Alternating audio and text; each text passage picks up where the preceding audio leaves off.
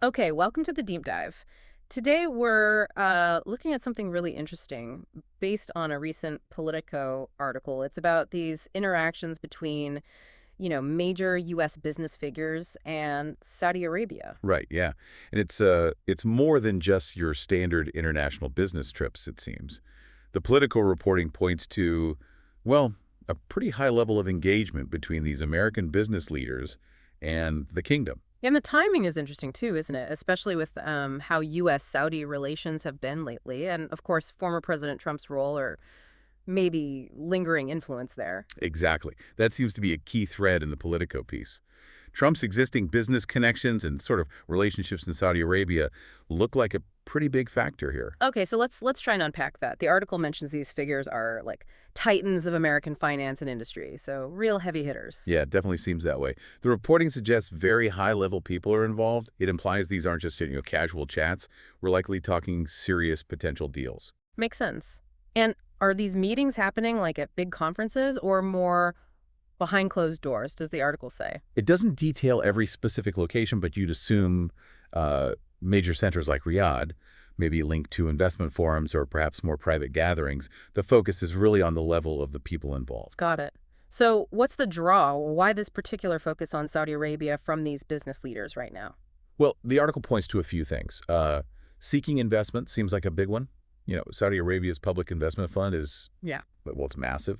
So access to capital is likely key. Ah, okay. So chasing investment, maybe looking at new markets too. Exactly. Exploring market entry, maybe forging some strategic partnerships. Saudi Arabia is a huge economy undergoing significant changes, so there's opportunity there.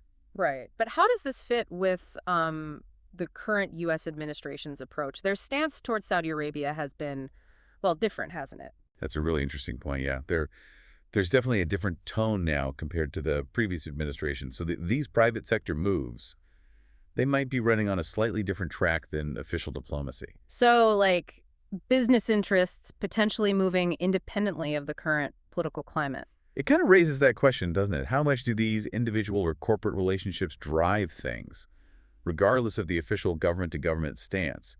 It suggests maybe a parallel track influenced by those pre-existing connections, like the ones involving Trump. Okay, and the economic side of things. What are the potential upsides or maybe downsides for the U.S. and Saudi Arabia here? Potentially significant economic implications for both, I'd say. You could see, major cross-border investments, technology sharing, maybe job creation. And for Saudi Arabia, this fits into their bigger picture, right? The whole Vision 2030 plan. Absolutely. It aligns perfectly with their goal to diversify away from oil. Attracting foreign investment and expertise is crucial for that.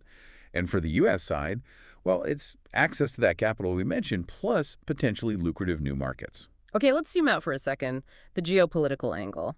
Where does all this business activity fit in the bigger U.S.-Saudi relationship picture? Well, the U.S.-Saudi relationship, despite its ups and downs, remains, strategically important in the Middle East.